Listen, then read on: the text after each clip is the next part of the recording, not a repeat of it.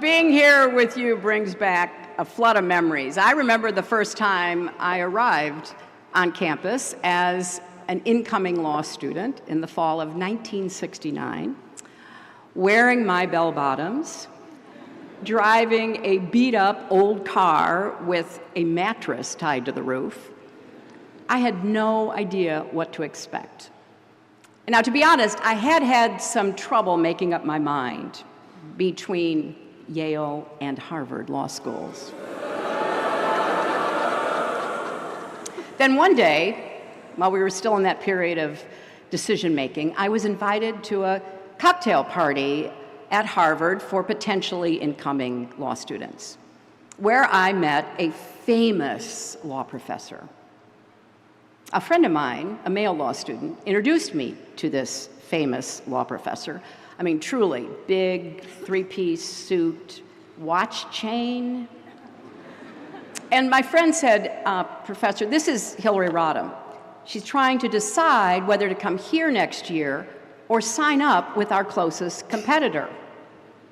Now, the great man gave me a cool, dismissive look and said, well, first of all, we don't have any close competitors. And secondly, we don't need any more women at Harvard. Now, I was leaning toward Yale anyway, but that pretty much sealed the deal. And when I came to Yale, I was one of 27 women out of 235 law students. It was the first year women were admitted to the college.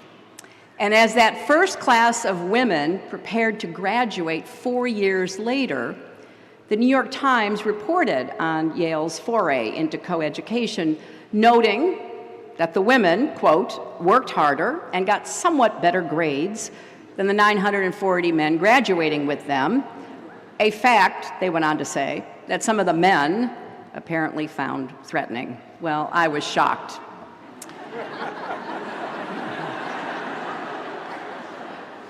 But over the years, Yale has been a home away from home for me, a place I've returned to time and again. I spoke to Class Day back in 2001 on the 300th anniversary of the university. And I hope that that will be the case for many of you as well.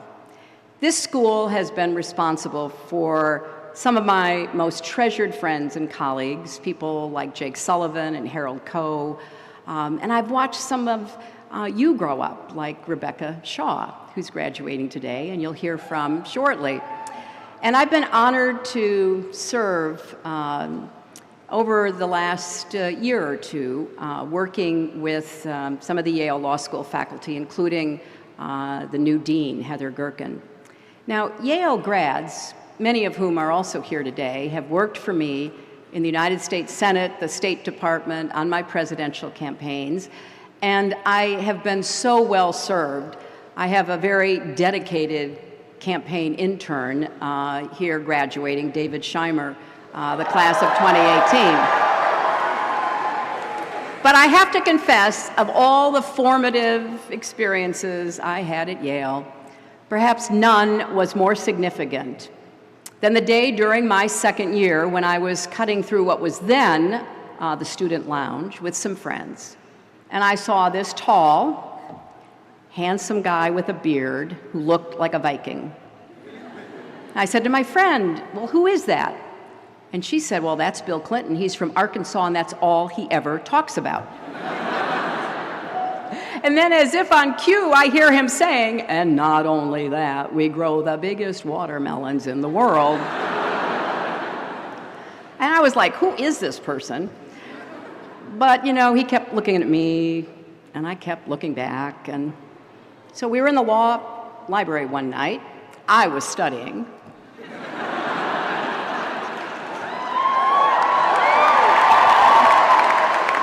But I couldn't help but see, you know, occasionally as I lifted my head up, that he was, again, looking at me. So finally I thought, this is ridiculous. So I got up, went over to him, and I said, if you're going to keep looking at me and I'm going to keep looking back, we at least ought to be introduced. I'm Hillary Rodham. Who are you? And that started a conversation that continues to this day. Now, it was also here at Yale that I saw a flyer in the law school on a bulletin board that changed my life. Now, some of your parents and grandparents may remember flyers and bulletin boards. For the rest of you, suffice it to say, that was how we got information. It was like Facebook, but the bulletin board didn't steal your personal information.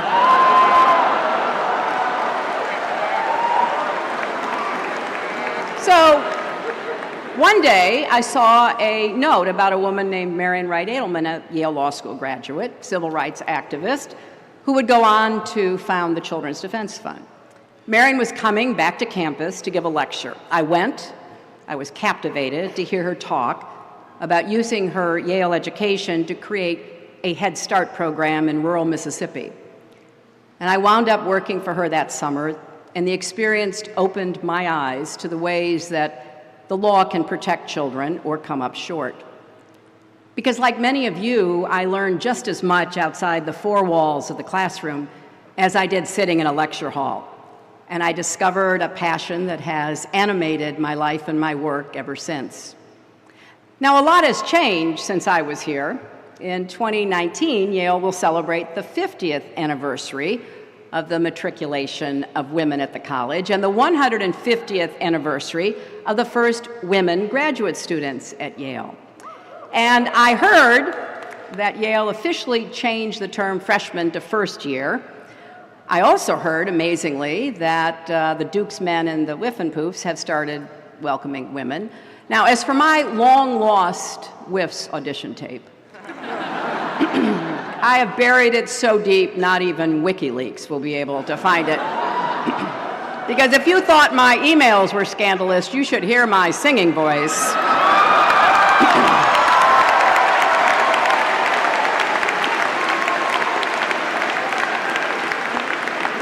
I find it very exciting that today's graduates hail from all 50 states, the District of Columbia, Puerto Rico, Guam, and 56 other countries. And in your 4 years on campus, you've survived late nights in the Bass cubicles and early mornings in the Sterling stacks. You've trekked up Science Hill. Maybe you've even found love at the Last Chance dance. And now you're ready to take on your next adventure. But maybe some of you are reluctant to leave. I understand that. It's possible to feel both. Because the class of 2018 is graduating at one of the most tumultuous times in the history of our country. And I say that as someone who graduated in the 60s. I recently went back and looked up those famous lines from Charles Dickens in A Tale of Two Cities because, I usually end after saying it was the best of times, it was the worst of times. But it goes on. It was the age of wisdom. It was the age of foolishness. It was the epoch of belief. It was the epoch of incredulity. It was the season of light. It was the season of darkness. It was the spring of hope. It was the winter of despair. Now, Dickens was writing about the years leading up to the French Revolution, but he could have been describing the ricocheting highs and lows of this moment in America. We're living through a time when fundamental rights, civic virtue, freedom of the press, even facts and reason are under assault like never before. But we are also witnessing an era of new moral conviction, civic engagement, and a sense of devotion to our democracy and country. So here's the good news. If any group were ever prepared to rise to the occasion, it is you, the class of 2018. You've already demonstrated the character and courage that will help you navigate this tumultuous moment. And most of all, you've demonstrated resilience. Now, that's a word that's been on my mind a lot recently. One of my personal heroes, Eleanor Roosevelt, said, "You gain strength, courage, and confidence by every experience in which you really stop to look fear in the face. You are able to say to yourself, I have lived through this horror. I can take the next thing that comes along." Well, that's resilience. And it's so important because everyone gets knocked down. What matters is whether you get back up and keep going. This may be hard for a group of Yale soon-to-be graduates to accept, but yes, you will make mistakes in life. You will even fail. It happens to all of us, no matter how qualified or capable we are. Take it from me. Oh, I remember those first months after that 2016 election were not easy. We all had our own methods of coping. I went for long walks in the woods. Yale students went for long walks in East Rock Park. I spent hours going down a Twitter rabbit hole. You spent hours in the Yale memes group. I had my fair share of Chardonnay. You had penny drinks at Wode's.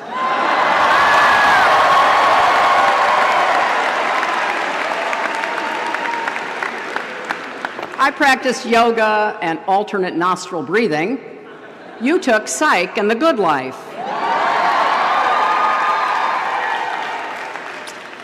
And let me just get this out of the way. No, I'm not over it. I still think about the 2016 election. I still regret the mistakes I made. I still think, though, that understanding what happened in such a weird and wild election in American history will help us defend our democracy in the future. Whether you're right, left, center, Republican, Democrat, independent, vegetarian, whatever. We all have a stake in that. So today, as a person, I'm okay, but as an American, I'm concerned. You know, personal resilience is important, but it's not the only form of resilience we need right now. We also need community resilience. That's something that this class has embodied during your time on campus. Literally at times, like in the March of Resilience your sophomore year. It was the biggest demonstration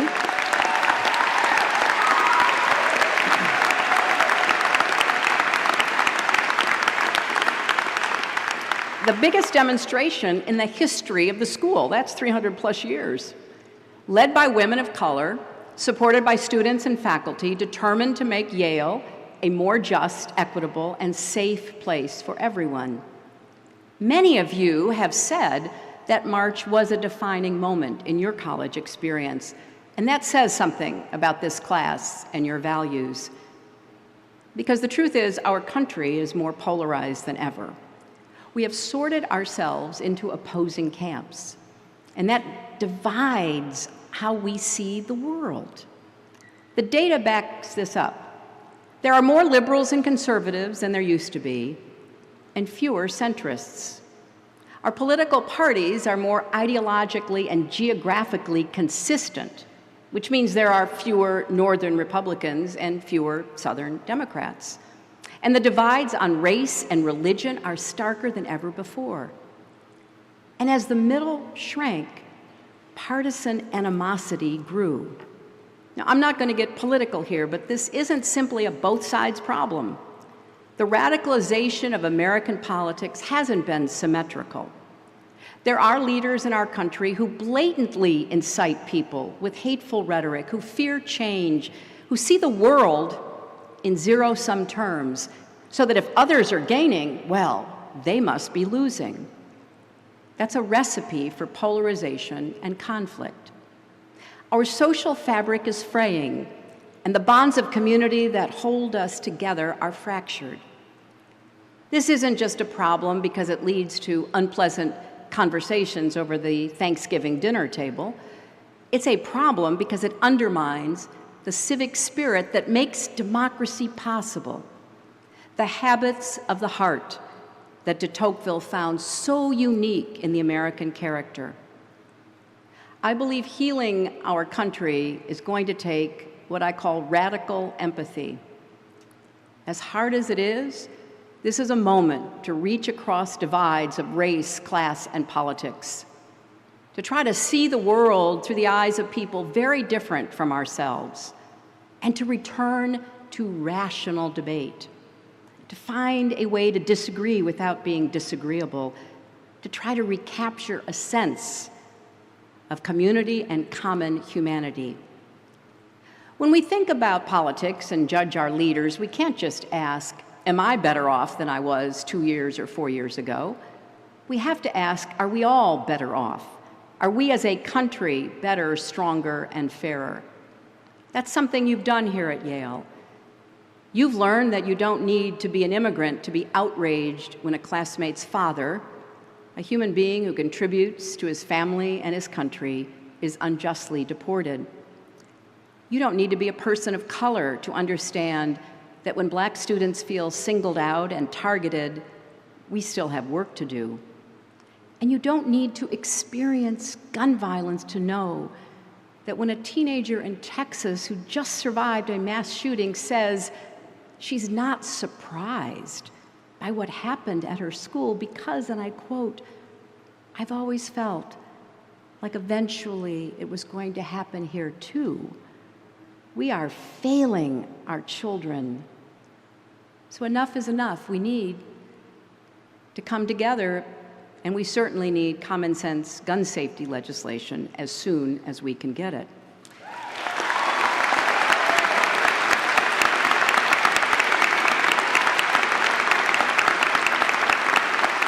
Now, empathy should not only be at the center of our individual lives, our families, and our communities, it should be at the center of our public life, our policies, and our politics.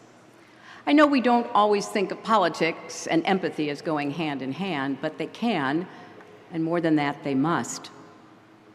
As former Secretary Madeleine Albright writes in her terrific new book, Fascism, A Warning, she says, "This generosity of spirit, this caring about others and about the proposition that we are all created equal, is the single most effective antidote to the self-centered moral numbness that allows fascism to thrive."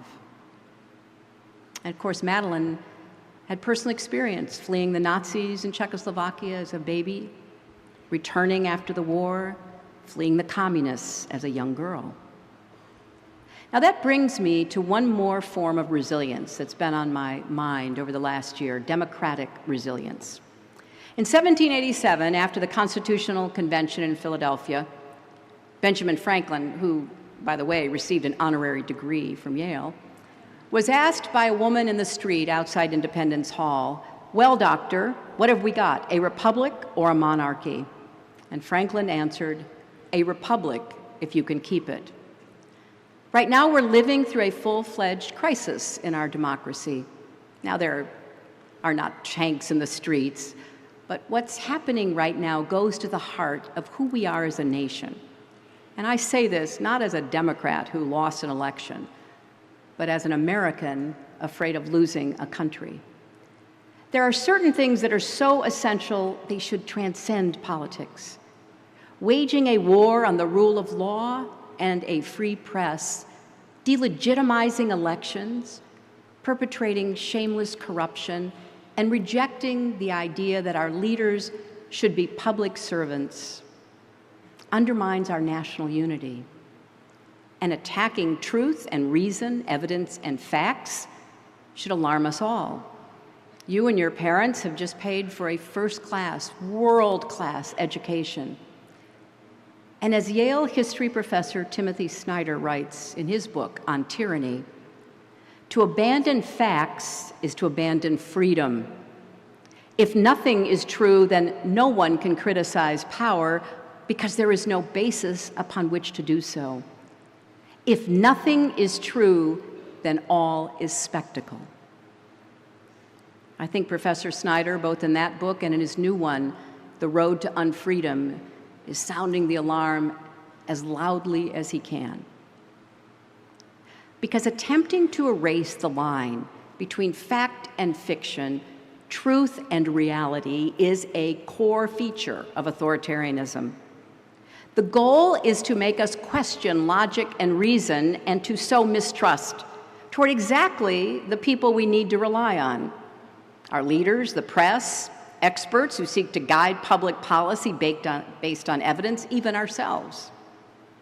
Just this week, former Secretary of State Rex Tillerson said, "If our leaders seek to conceal the truth or we as people become accepting of alternative realities that are no longer grounded in facts, then we as American citizens are on a pathway to relinquishing our freedom. Perhaps a tad late, but he's absolutely right. So how do we build democratic resilience? I think it starts with standing up for truth, facts, and reason, not just in the classroom and on campus, but every day in our lives. It means speaking out about the vital role of higher education in our society to create opportunity and equality. It means calling out actual fake news when we see it, and supporting brave journalists and their reporting, maybe even by subscribing to a newspaper. Now, most of all, as obvious as it seems, it means voting in every election, not just the presidential ones. So yes, these are challenging times for America, but we've come through challenging times before. You know, I think back to the night Barack Obama was elected president. Many of us, so many of us were jubilant. Even I, who had once hoped to beat him, was ecstatic. It was such a hopeful moment. And yet in some ways, this moment feels even more hopeful, because this is a battle-hardened hope, tempered by loss and clear-eyed about the stakes. We are standing up to policies that hurt people. We are standing up for all people being treated with dignity. We are doing the work to translate those feelings into action. And the fact that some days it is really hard to keep at it just makes it that much more remarkable that so many of us are, in fact, keeping at it. It's not easy to wade back into the fight every day, but we're doing it. And that's why I am optimistic, because of how unbelievably tough Americans are proving to be. I've encountered lots of people in recent months who give me hope. The Parkland students who endured unthinkable tragedy and have responded with courage and resolve. The leaders and groups I've gotten to know through Onward Together, an organization I started after the election to encourage the outpouring of grassroots engagement that we're seeing. Everyone who is marching, registering voters, and diving into the issues facing us like never before, some for the very first time in their lives. And I find hope in the wave of women running for office and winning, and hope in the women and men who are dismantling the notion that women should have to endure harassment and violence as a part of our lives. So we have a long way to go. There are many fights to fight, and more seem to arise every day. It will take work to keep up the pressure, to stay vigilant, to neither close our eyes nor numb our hearts or throw up our hands and say, someone else take over from here. Because at this moment in our history, our country depends on every citizen believing in the power of their actions, even when that power is invisible and their efforts feel like an uphill battle. Of every citizen voting in every election, even when your side loses. It is a matter of infinite faith, this faith we have in the ability to govern ourselves, to come together, to make honorable, practical compromise in the pursuit of ends that will lift us all up and move us forward. So yes, we need to pace ourselves, but also lean on each other, look for the good wherever we can, celebrate heroes, encourage children, find ways to disagree respectfully. We need to be ready to lose some fights, because we will. As John McCain recently reminded us, no just cause is futile, even if it's lost. What matters is to keep going, no matter what, keep going. The Yale you're graduating from is very different from the Yale I graduated from. It's different even from the Yale that welcomed you 4 years ago. 4 years ago, not one of Yale's colleges was named after a woman. Today, students are carrying on the legacy of a trailblazing LGBT civil rights activist at Pauli Murray College and celebrating one of Yale's own hidden figures at Grace Hopper College, named after the naval officer who happened to be one of the first computer programmers in America. Those changes didn't happen on their own. You made them possible. You kept fighting, you kept the faith, and because of that, in the end, you changed Yale as much as Yale changed you. And now it's time for you to make your mark on the world. I know the best for you, for Yale, and for America is yet to come, and you each will have a role to play and a contribution to make. Thank you.